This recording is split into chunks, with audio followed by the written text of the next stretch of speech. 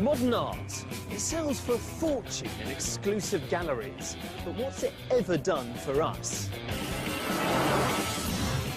Has it influenced the clothes that we wear, or the buildings that we live in, the cars that we drive, the books we read to our children, even the way that we think?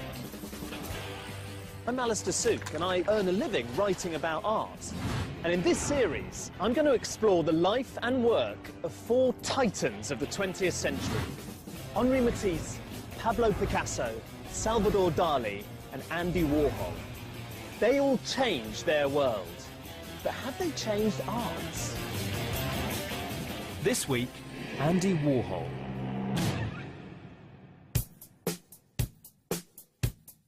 These are some of the most famous, valuable and controversial works of art ever made. For many, they epitomise all that they detest about modern art. This one is a lurid, distorted picture of a film star.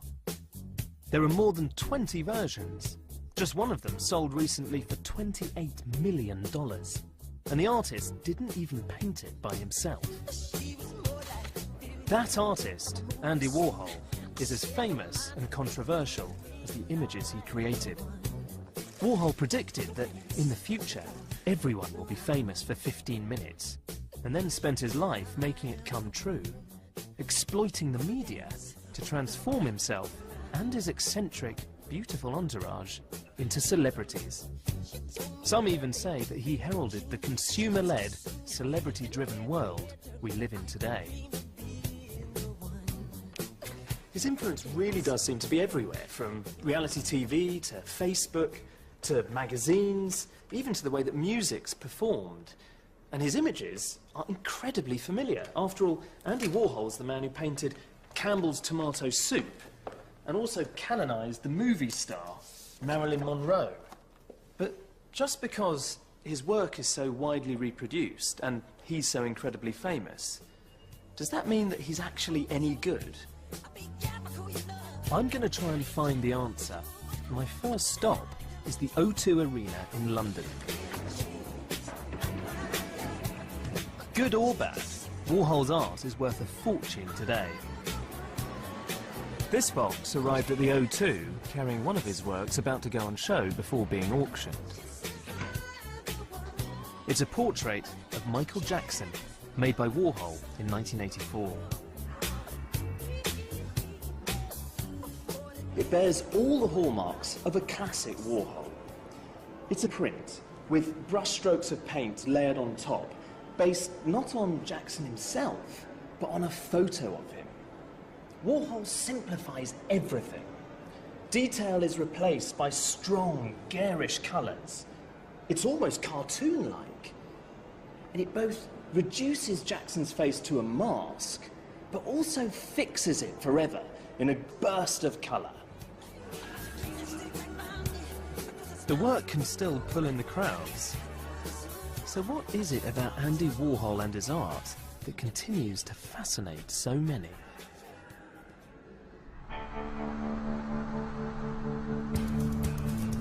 I've come to Pittsburgh, in the heart of industrial America. Andy Warhol was born here in 1928, and the city's certainly proud of its son. His work and his image are everywhere. There's even a bridge that's named after him. While I'm visiting, Pittsburgh's having a moment of glory, hosting the world's leaders for the G20 summit. And the spouses of the presidents and prime ministers are being given a tour of the Andy Warhol Museum. This is the bus that's going to the Andy Warhol Museum, so I better get on it. So this is the Andy Warhol Bridge, and the museum is somewhere just on the other side by the river. I think we'll be able to see it in a second. The museum's huge, 7 floors dedicated to Warhol's work. Here we go, this is Gordon Brown's wife, just getting out of the car. This is the wife of the French president, Carla Bruni, one of the most stylish women in the world. Andy would have loved to have made her portrait. Hi, Carla. Do you like Andy Warhol? Sorry? Are you a fan of Andy Warhol? Yes, I am. What do you like about his art? I like everything. I like very much the Velvet Underground, and I like the City Museum and pictures. You think that Andy would have liked to have made your portrait? I don't know. Because he made one of Jackie Kennedy, and now you're one of the most stylish women in the world. I don't know, but and every time he would shoot or make the portrait of anyone, it would just be brilliant. Thank you so much. Thank you. Have a good day. Thank you so much. That was her. I think he would have liked to have made her portrait. I thought she looked very... I feel a bit like Andy, a bit intoxicated with the magic of the stardust that's sprinkled over the other side of the barricade. Andy moved to New York in 1949, aged 21, with only a small suitcase and some samples of his work. Hi, I'm Stephen Bruce. Welcome to Serendipity. Thank you. Well, you're the owner of Serendipity. Yes, I am, and I see you have our favorite drink, which was Andy Warhol's favorite He'd drink like this also. one, did he? Yeah. Frozen hot chocolate and lemon icebox pie. Is that what it is? My God. Yes. Madison Avenue was just a few doors away, and he was trying to sell all of his artwork to Madison Avenue, advertising people. Yes, and he started coming in and having a cappuccino and showing me his rejects. He was very sad because they didn't buy anything. And I said, well, there's some wonderful shoes here. Let's frame them. So we did. We put them on the walls of Serendipity. Was this his first exhibition? First exhibition, yes. And we sold them for $25. Gosh. We did split. He got $12.50 and I got $12.50.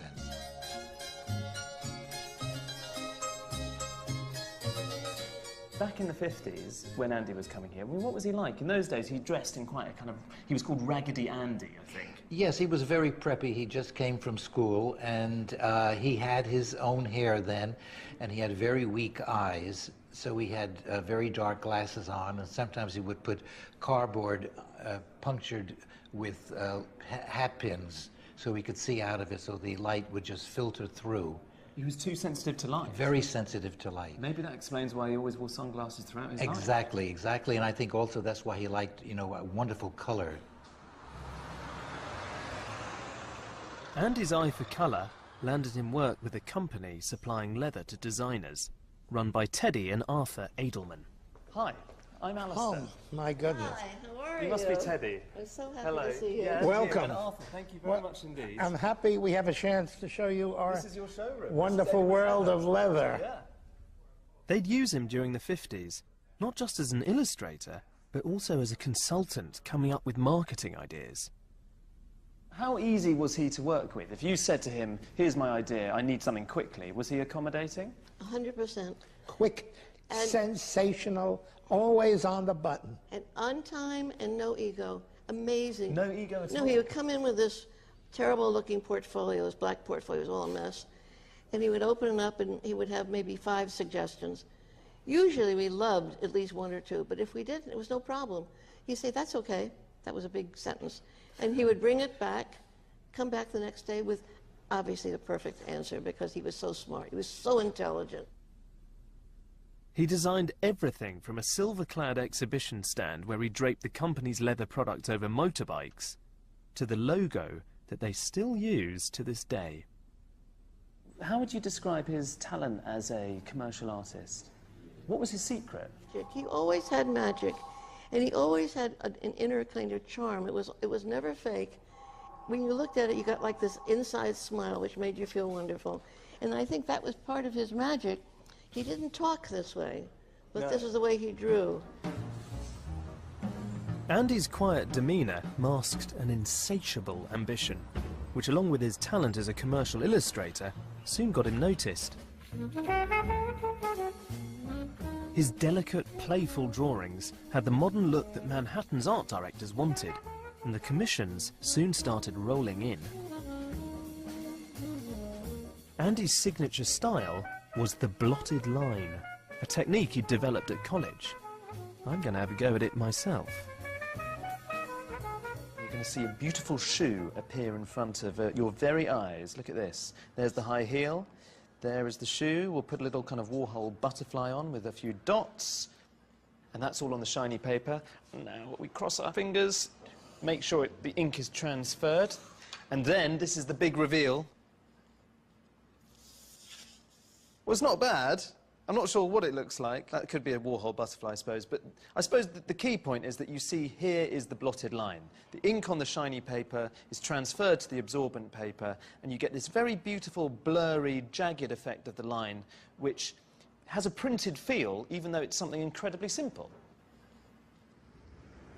It's funny how popular that retro 50s feel still is today. I mean, you see it everywhere, on cards, on wrapping paper, or even on kids' books like this one, which is Madonna's The English Roses.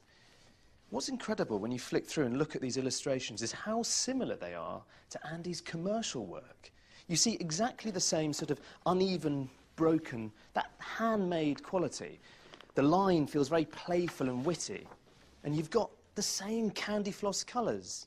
I never really realised the debt that books like these owe to Warhol when he was excelling as a commercial designer back in the 50s.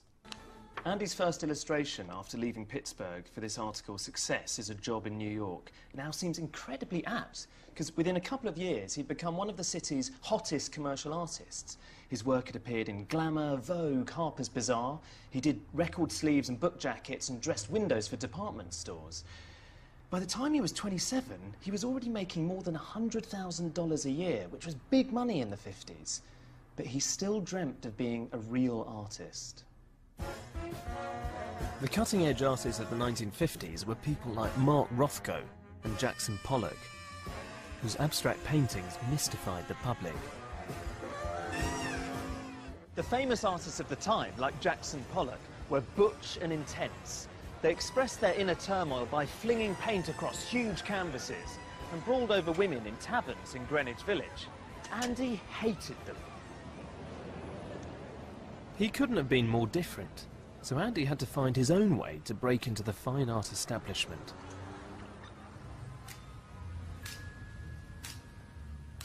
For his work to be taken seriously as art rather than just illustration, it had to be about something. It had to comment on the world around him and make people look at it differently. And the world that Andy saw was boom-time America. This poor kid who'd grown up during the Great Depression was obsessed by the 50s consumer revolution. The glossy commercials for shiny cars, the new supermarkets crammed with undreamt-of varieties of food. He loved this mass-produced world of plenty. And with his commercial background, Andy thought he could create art that reflected it. Andy loved Coca-Cola. He once said, "You know that the president drinks Coke, you know that Liz Taylor drinks Coke, and just think, you can drink Coke too, and no amount of money can buy you a better one." To him, this was such a beautiful and quite democratic idea that he thought, why shouldn't a bottle of Coke be a work of art? Now, this is a reproduction, but this is what he created first. He's left traces of his own hand. You can see all of this loose, very drippy, very fluid brushstrokes, which I guess was Andy's way of saying, despite this being a Coke bottle, this is still a proper painting. But it doesn't feel quite right. And the next thing he did was so crucial in his development as an artist, because he created this. And look, you can tell at once that suddenly here's a much stronger, bolder style that's all his own. It might not seem like much, but deciding to depict a commercial object on the canvas and deciding to present it in this very clean and graphic, very mechanical mode, well, it was a huge deal in the art world at the time. And this turned Andy into the champion of a new movement called pop art. Artists have always painted things from their everyday lives, like hay carts, vases of flowers, bowls of fruit. What pop art said was that stuff from the commercial world and popular culture could also be art. And that's how 32 cans of soup made it onto the walls of America's most important modern art museum. And these paintings are among the most famous modern art pictures in the world. With these soup cans, Andy finally managed to break into the fine art world with a landmark solo exhibition in 1962.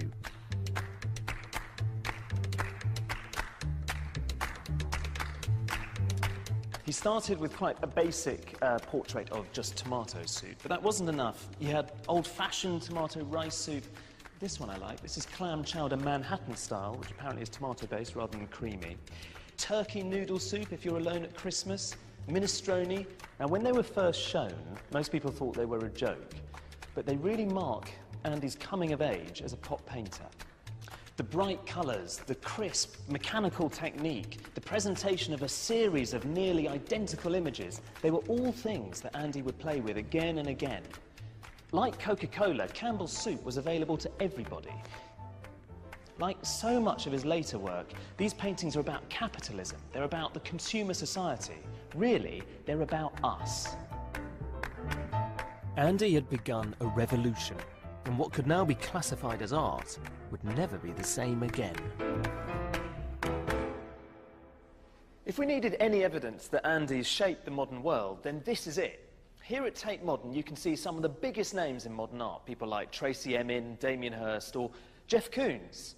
And all of their work has been shaped to really quite a great degree by that of Andy Warhol.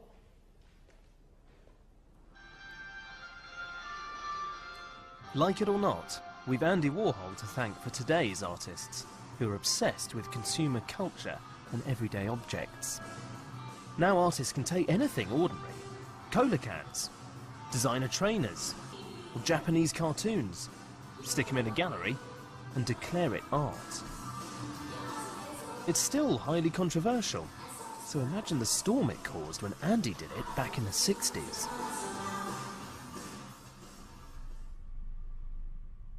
Through his art, Andy Warhol was exploring the power of branding and marketing. He now realised that to achieve his dreams of celebrity, he also had to rebrand and market himself. After he'd taken the art world by storm, Andy decided that he wanted to become a star on a much bigger stage. He used to put on what he called his Andy suit, which was an act he'd perform in public for the rest of his life. I'm gonna need to. Stylist Brick Smith-Start understands how clothes can transform a person's public image, and she's going to show me how Andy did it. Bricks, hello, I'm Alistair. Hi. Nice How's it to going? meet Good to meet you. you. Now look, I really want to find out from you what Andy meant when he talked about his Andy suits. Right. Andy Warhol needed to create a persona that people would remember, a persona that would help him promote his art and his celebrity. Had to use himself almost as a work of art. And this is how he did it. He did it with fashion. Andy Warhol was the master of the makeover. And there's a few different eras of Andy that I want to show you. I've pulled out some photographs. Great, okay. Right, and so I want to start with this one, which is the 1950s. He's not cool at all here. No, I mean, this was the time in the 50s when he was like, just trying so hard to be successful and dragging his art around Madison Avenue, and he was kind of like dressed how everybody dressed in those days. In fact, they used to call him Raggedy Andy because he had the same suit that he wore over and over and over again, and he had holes in his shoes. But anyway, so that was him then. But almost overnight, he totally reinvented himself into this iconic, super cool, the factory days Andy. And he, you know, he had loads of different wigs that he customized himself. So like different wigs for different moods, kind of like Cher. It's amazing that he could get away with this, because it's so obviously a wig. I know, but that is what cemented his image into people's mentalities. Do you know what I mean? It was like a brand. It was like a brand. He created himself as a brand. In fact, it's been said that Andy Warhol's greatest piece of art is Andy Warhol. When I knew you were coming here, I thought it would be a great idea to dress you up like Andy Warhol. So I've like pulled a couple different looks from his different eras. Great. You don't look that thrilled. No, Aren't I you am thrilled. I'm excited? thrilled. You just told me you wanted that. My mum would be so proud. Yeah, this is going to be the peak of my career, I think. Yeah.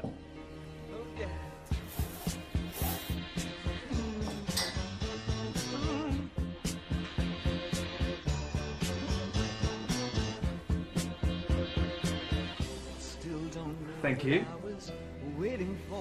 All right, let's have a look at you. Bricks, I'm only really halfway there. That's brilliant. You look. Do you think? Let's put on the wig. Of course. Bend your head Why down. wouldn't we?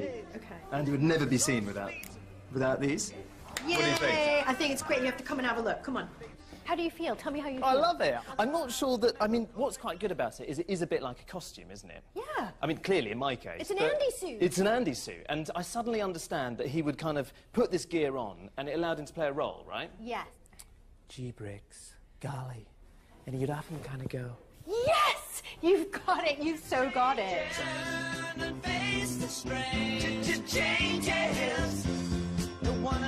The new, rebranded Andy Warhol was now ready to face the world, and his next artistic venture would bring him all the attention he craved. So after soup cans and Coke bottles, what did Andy do next to really shake up the art world?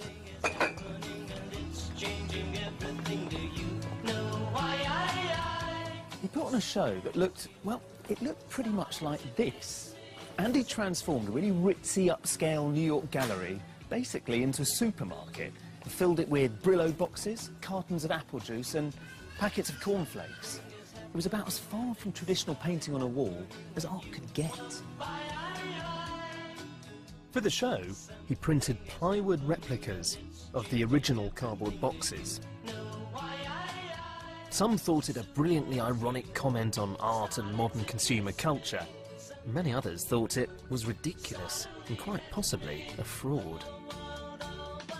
The strange interviews Andy gave didn't really clarify the situation. The Canadian government spokesman said that your art could not be described as original sculpture. Would you agree with that? Yes. Why do you agree? Well, because it's not original. You have just then copied a common item. Yes. Well, why have you bothered to do that? Why not create something new? Because it's easier to do. It was the start of the Andy persona. Not just the wig and the glasses, but his weird, deadpan manner. It was a strange way to make yourself famous, but it actually worked. The more mysterious and enigmatic that Andy was, the more people were drawn to him. Well, isn't this sort of a joke, then, that you're playing on the public? No. It gives me something to do. Why was it such a perfect technique for him? What drew him to it? When you look at a silkscreen print, whether it's on paper or on canvas, what you're actually looking at is a painted photograph. This was a natural development from the blotted line technique that Andy had used as a commercial artist. But silkscreen printing was an industrial process mainly used for creating wallpaper. It was perfect for making mass-produced art about a mass-produced world. Okay, that's good. Gerard's going to show me how to make a silkscreen self-portrait in true Andy style. He would say, "Oh, that's beautiful." We said that about everything. We place our blank silkscreen covered in emulsion over the blown-up photograph and expose it to light. Oh, it's quite heavy. And then I have to turn on the vacuum. Yeah, that. It transfers the image in reverse onto the screen. Okay. All right, so now we have a stencil, which is a negative of the positive acetate. Yeah, I see. And then when you put ink through it... You recreate the positive image. Take the top off the ink. I've got to be careful not to spill it everywhere. All right. Just like this? Yeah, that's fine. A little bit more. Yeah. Okay, now get your squeegee. Sweep it real fast. Okay. Keep going. The technique allows the artist to build up multiple layers of colour, transforming the original photograph into something new, showing us how the artist sees the subject. So let's see what I've done. Wow. Wow, look how perfect that is. Well, it's not bad for first attempt. It's too perfect. So, Gerard, number 2, this is still wet. So you think Andy would have liked that? Oh, yeah. Okay. I used to call these the divine accidents.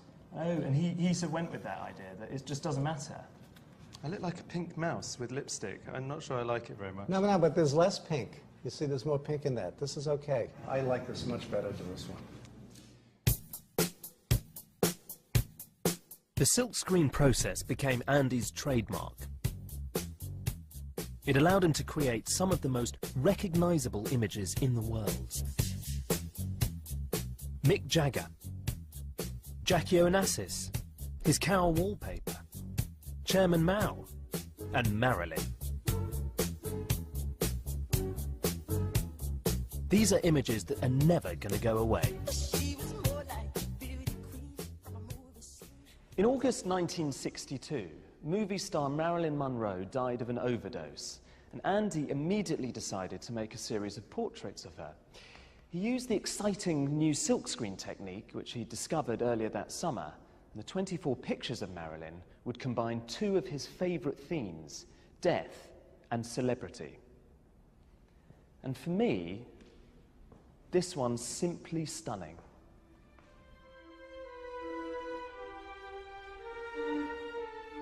At first glance, Marilyn looks incredibly beautiful, even precious, like one of the gold-leafed religious icons that Andy saw in church as a boy.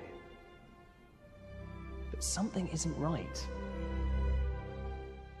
The silkscreen allowed him to offset the layers of paint, so the edges smudge and blur, creating an eerie, haunting quality. The colourful mask covering the colourless photograph, echoing Marilyn's glittering media-created image that hid the profound sadness beneath. The colours of her eyelids and lips look like makeup applied by a child. Marilyn's face is distorted, just as the media distorted her image.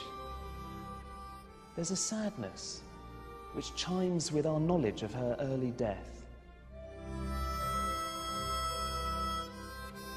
In the Marilyns, the photograph is always the same, but the effect changes from tragic to electrifying, from glamour to innocence, reflecting the many masks that Marilyn wore to hide the real her.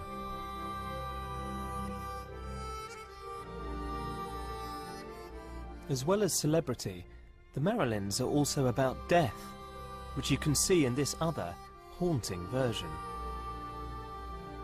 It fades from colour to black and white, almost as if she's washed away. It's like the transition of Marilyn Monroe from this life to the next. Death and celebrity are still constantly explored in modern art. Mark Quinn is one of Britain's most successful artists, and like many others, he's inspired by Warhol. Oh, and this is one of your statues of Kate Moss? That's right, yeah. Now, this isn't the one that you made actually from gold, but... No, this is bronze. All of your series about Kate Moss, you must have been thinking about Warhol's Marilyns when you were making them. Absolutely. Who is the kind of female divinity of the moment? And it struck me that perhaps in the 60s it was Warhol, for Warhol it was Marilyn, and now it was Kate. And is this the same thing that Warhol was driving at with those Marilyns? I mean, what I love about that image is that it crystallises these twin obsessions of Warhol, celebrity on the one hand and death on the other, and it just seems that those are two very, very meaty, weighty, quite resonant themes which are still very attractive to artists working today. I agree. Celebrity and death are both two sides of the same coin in a way, because celebrity is about immortality, it's about aspiring to perfection, getting to a Mount Olympus, a better place. Where only populated by stars. Yeah, which is like now like OK Magazine, you know. But so it's a kind of parody. It's a parody of these classic and classical obsessions that are part of the human psyche.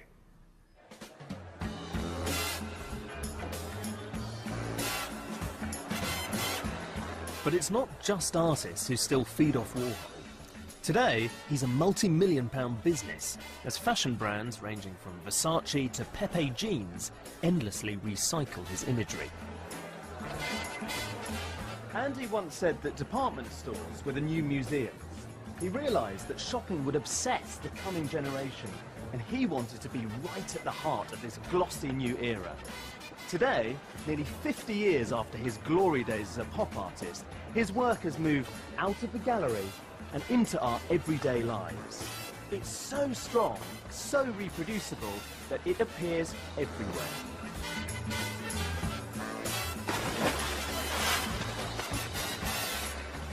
With Andy Warhol, high art became a brand. His art about modern consumer culture had become part of it.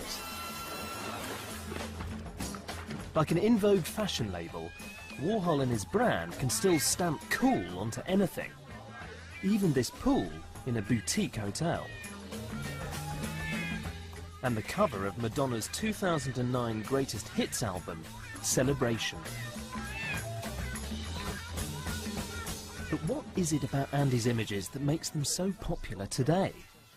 I've come to ad agency McCann Erickson to ask Faris Jacob. What I really want to know is, why am I wearing a T-shirt printed with Andy Warhol's face nearly 50 years after he was making this kind of imagery?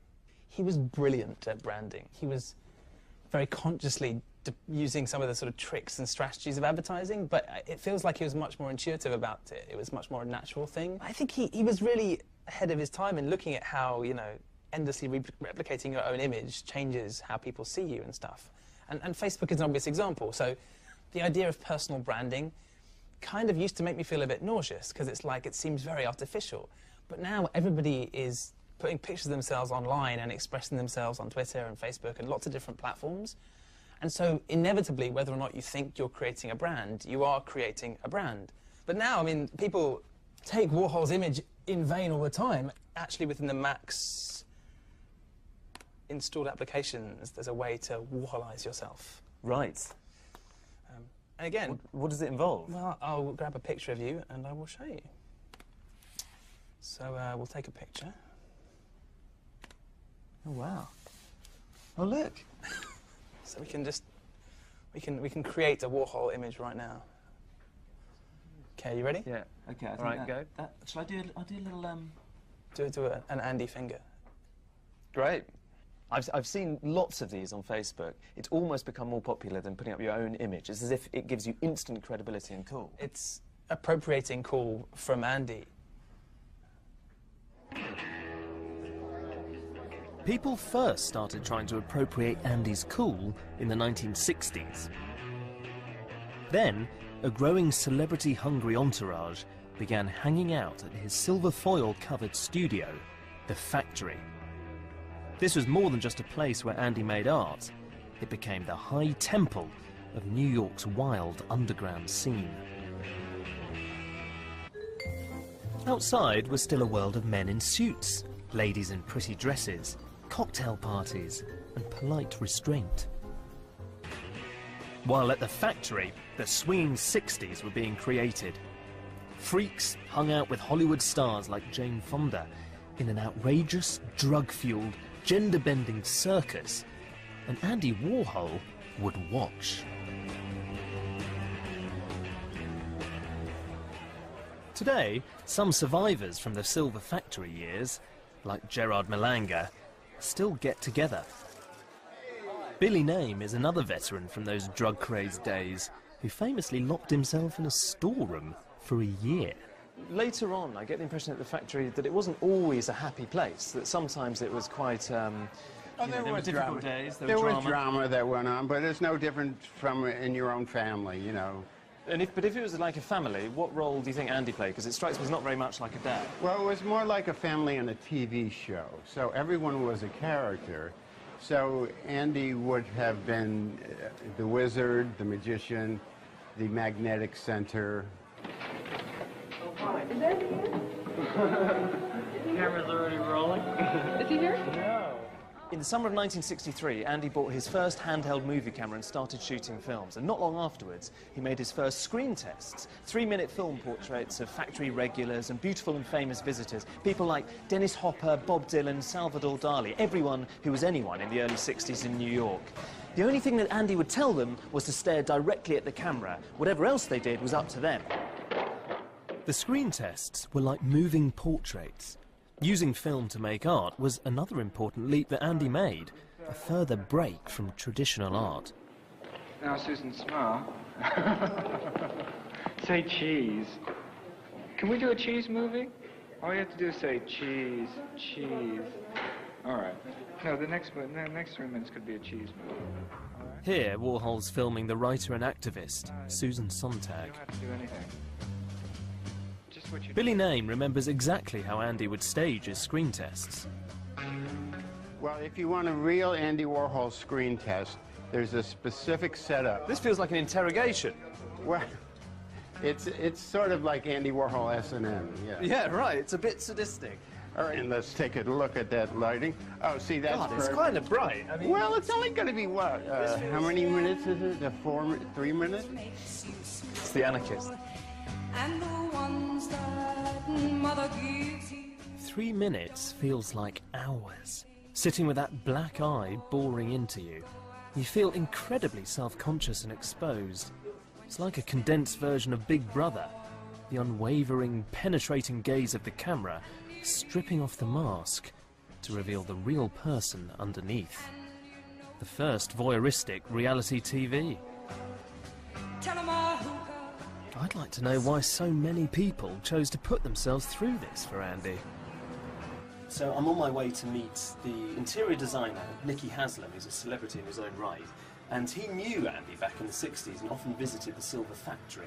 And I'm hoping that he's going to be able to paint a picture of what the scene at the time was all about. Hi, Al. Nicky. Oh, hello. Good to meet you. How are you? I'm very well. Come in, Thank quick. you. This place looks ridiculously lavish and grand. God.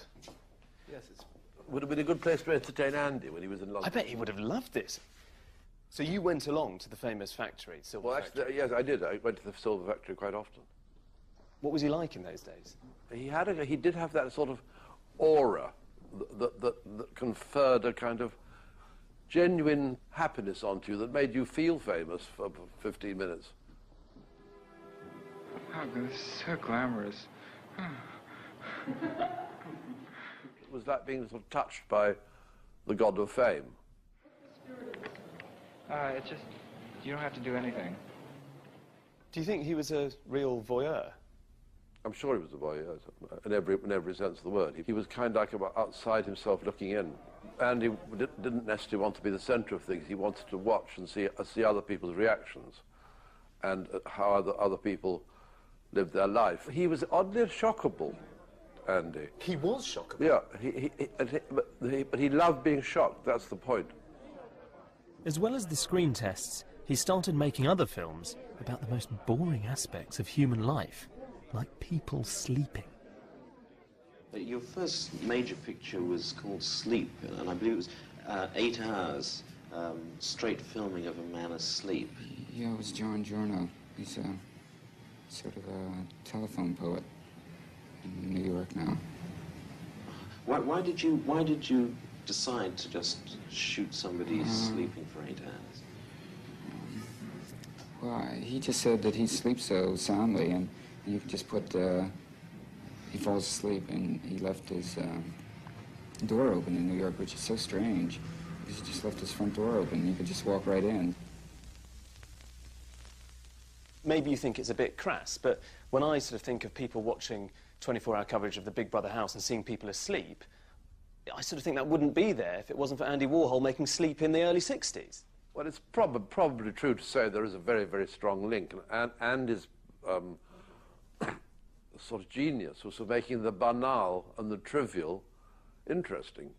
All the films that he made, they've become kind of the footprint of reality TV, in a sense. Was that his gift? He could draw out the superstar in all of us? Yes, I think that you've put your finger on it. I think he thought everybody had a point, and everybody had a superstar. Somewhere in everybody was a superstar quality that he could mine and make interesting. So Andy Warhol realised that with enough exposure, anybody could be a celebrity. Before anyone else, Andy saw what was coming. A new global phenomenon of celebrity like it had never been before. He coined the term superstar. Well, it's all part of it. I have my whole brand and I have a business, so the more attention, the better. Andy's prophecy was that there'd be a new kind of person. He instinctively realised that anyone who could find a way to get in front of a camera would automatically become a celebrity. He looked into the future and saw not only Paris Hilton, but Jade Goody and Susan Boyle. I've broken the mirror. Correct. I like to try and look intelligent at times. Now, she's a middle-aged volunteer church worker from Blackburn in Scotland. Andy discovered that he could manufacture celebrity, and his experiments in film proved that he no longer had to restrict himself to paintings. In 1965, Andy had announced that he was going to leave painting behind him altogether and concentrate on a whole raft of different projects. And in the same year, he began to manage Lou Reed and John Cale's band, The Velvet Underground. And this is the classic banana record sleeve that he designed for their album The Velvet Underground and Nico, which was released in 1967.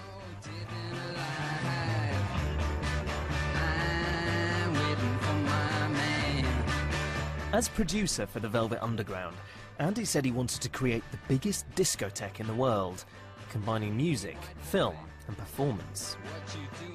The band played with his movies projected onto walls and his beautiful entourage dancing.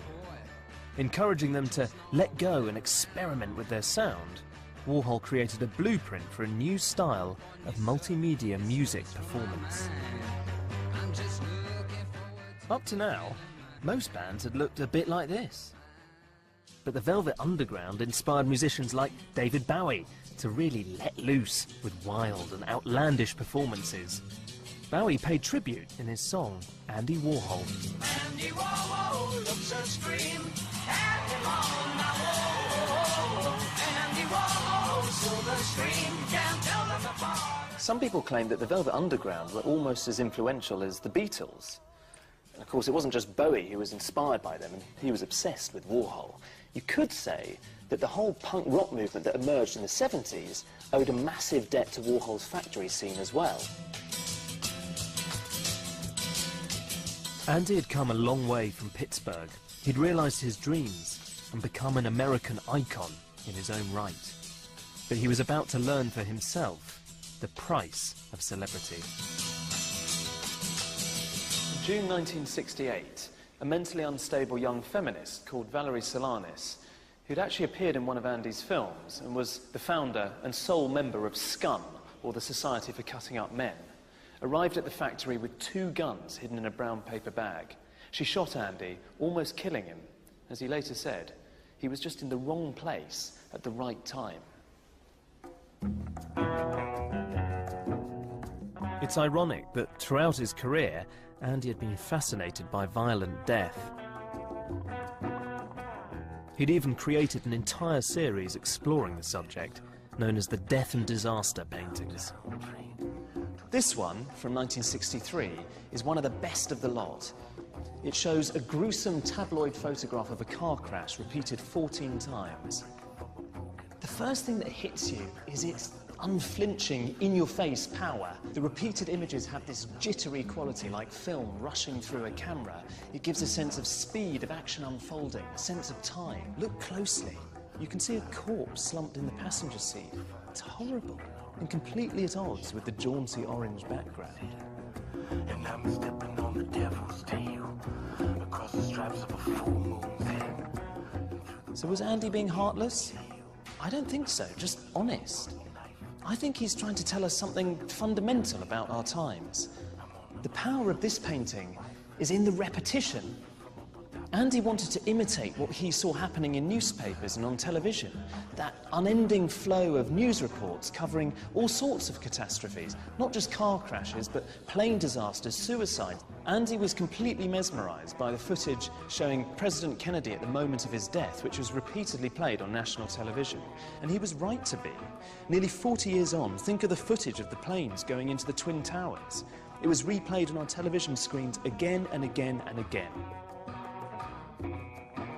As always, Andy refused to talk about the meaning behind these works. He'd just say, "Oh, they're about nothing," leaving it to art critics like me to argue that the car crashes and electric chairs are serious comments on our time. Actually, I think the Death and Disaster paintings are his best work, and they've become incredibly valuable. In 2007, Warhol's Green Car Crash sold for $72 million. Art and money have always gone hand in hand, but Andy's behaviour in later life made some question whether for him it was just about the money. Andy's own personal disaster, shooting of 68s, has an incredibly profound effect on him. Afterwards, he was completely transformed as an artist. He smartened up his entourage and became brazenly interested in making as much money as he possibly could. He even said, in 1975, that good business is the best art.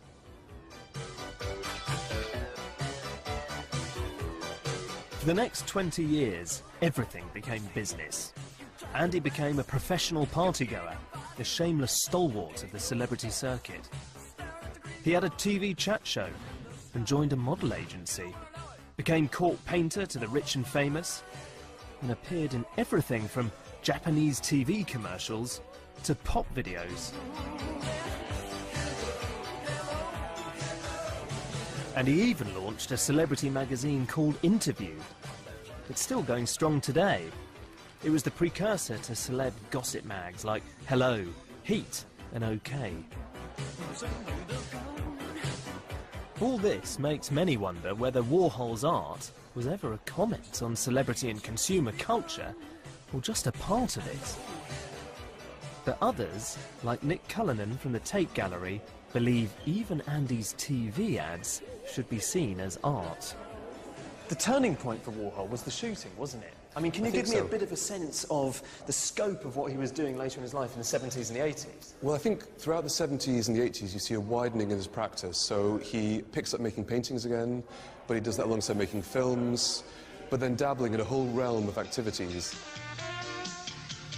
What's he doing here? Is this an ad? This is his ad for TDK, the tape firm that he made for Japan. And so you see him performing his trademark Warhol persona with the fright wig and this kind of deadpan persona. Aka. Midori. What's this doing in an art gallery? Because, you know, there are ads on telly the whole time, but we don't privilege them and say, this is a work of art. Why is this one a work of art? Well, this one's special because this is an artist making an ad for telly. And the thing is that we wanted to show his paintings, his works of art that you see there, for example, alongside these activities. And what do you say to people who might be a bit like, oh, God, isn't this the Emperor's New Clothes? I mean, come on. I can see how a painting's a work of art or a sculpture, but TV ads, you've probably got a big check for doing that. You've probably got a bigger check for the painting. Well, that's true. I think the thing is that perhaps we move beyond the idea that artists can only make paintings or artists have to be sincere, they have to suffer. Artists can now, thanks to Warhol, inhabit a whole different realm of activities and personas, so that's what we wanted to look at. I think that's Andy Warhol's indisputable legacy. He threw open the doors, and now, in art, anything goes. He may indeed have sold out in later life and bought into the celebrity circus, and you can even question his motivations. But there's no denying the incredible impact his work has had on our modern world. One person who's never doubted Warhol's brilliance is the movie star Dennis Hopper, a lifelong friend. Hopper's a keen artist as well as an actor, and I've come to meet him at an exhibition of his paintings and photographs. Dominating the room is Hopper's painting of Andy, and alongside is a collection of intimate photographs from the factory days. Okay, so this is Andy, Gregory Markopoulos, Taylor Mead, Gerald Malangan, Jack Smith. I mean, why was he so drawn to doing this thing of, you know... The repetition. Yeah. Our media, with all the media that we have today, it is like repetition, kind of, especially now that we have 24-hour news, man. I mean, how many times can Michael Jackson die? You know? I mean, it's just on and on and on. Andy, if he were alive, he'd be making work about that, wouldn't he? Right, I mean, exactly. That would be his big Be thing. repetitive. Repetitive images. But, you know, we're talking about whether he's a prophet. I mean, you know, to me, that seems like he really is looking forward and foretelling what's going to happen.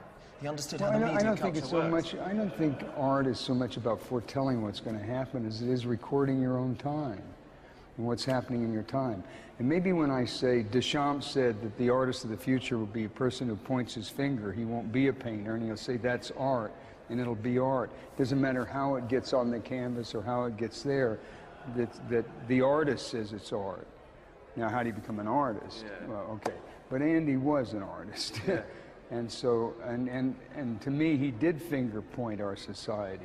The soup can, the cartoon, the disasters, the electric chair, our morals. I mean, everything is like, you know, pretty much our consumer reality. It's all in Andy's work.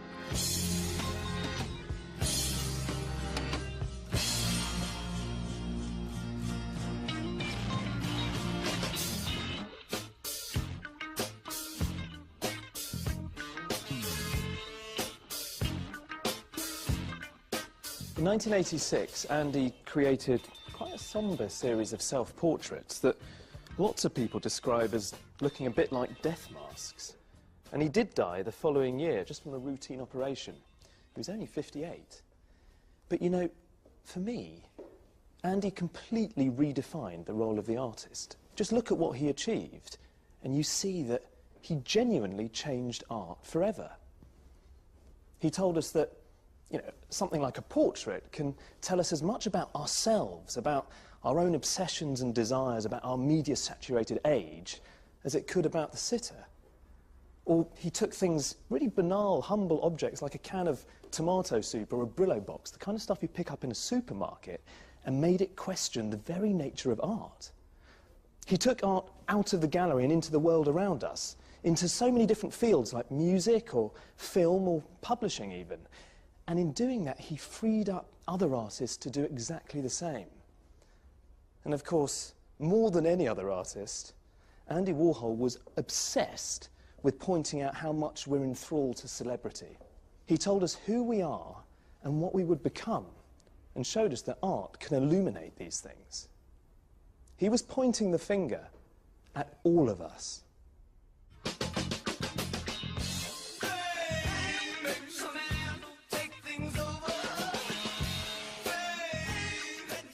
If you'd like to find out more about the art and the influence of Matisse, Picasso, Dali and Warhol, then go online to bbc.co.uk/modern masters.